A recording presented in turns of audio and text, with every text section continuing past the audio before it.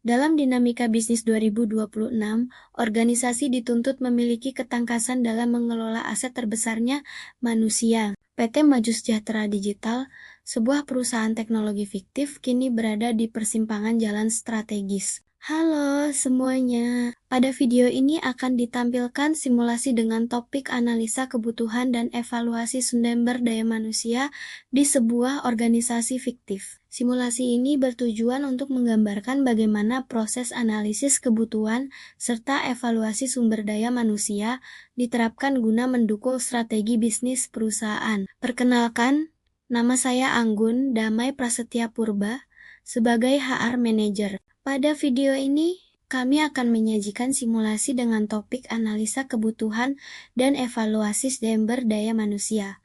Simulasi ini bertujuan untuk menggambarkan bagaimana proses analisis kebutuhan dan evaluasi sumber daya manusia diterapkan dalam sebuah organisasi fiktif guna mendukung pencapaian strategi bisnis. Dalam menghadapi perkembangan bisnis dan kemajuan teknologi, organisasi dituntut untuk memiliki sumber daya manusia yang tepat, baik dari segi jumlah maupun kompetensi. PT Maju Sejahtera Digital saat ini menghadapi permasalahan berupa ketidakseimbangan tenaga kerja dan penurunan kinerja pada beberapa divisi. Oleh karena itu, perusahaan perlu melakukan analisa kebutuhan SDM, sumber daya manusia, serta evaluasi SDM daya manusia secara sistematis. Kalau kita lihat dari data workforce planning, beban kerja di divisi operasional naik cukup signifikan, tapi jumlah karyawannya masih sama? Iya, betul. Bahkan beberapa karyawan harus ngerjain tugas di luar job desk mereka. Dari job analisis juga kelihatan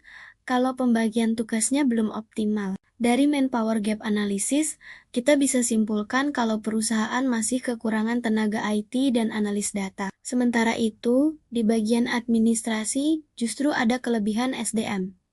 Hasil performance appraisal menunjukkan masih ada karyawan yang belum mencapai target kinerja. Selain itu, produktivitas juga agak menurun karena sebagian karyawan belum terbiasa dengan teknologi baru. Dari hasil Human Resource Audit, program pelatihan sebelumnya juga belum sepenuhnya efektif dan belum sesuai kebutuhan kompetensi. Berdasarkan hasil analisis dan evaluasi, kami menyarankan beberapa langkah. Pertama, pelatihan ulang dan peningkatan kompetensi digital. Kedua, rekrutmen tenaga IT dan analis data. Ketiga, mutasi internal untuk mengoptimalkan SDM berdaya manusia yang ada. Baik, saya setuju. Rekomendasi ini sejalan dengan arah strategi perusahaan.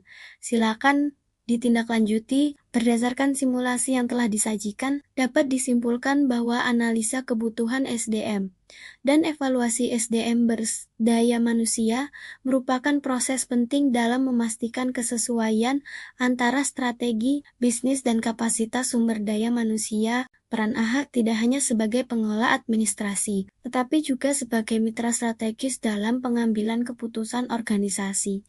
Demikian simulasi video ini kami sampaikan. Semoga dapat memberikan pemahaman mengenai pentingnya pengelolaan SDM, daya manusia yang efektif dan berkelanjutan. Terima kasih.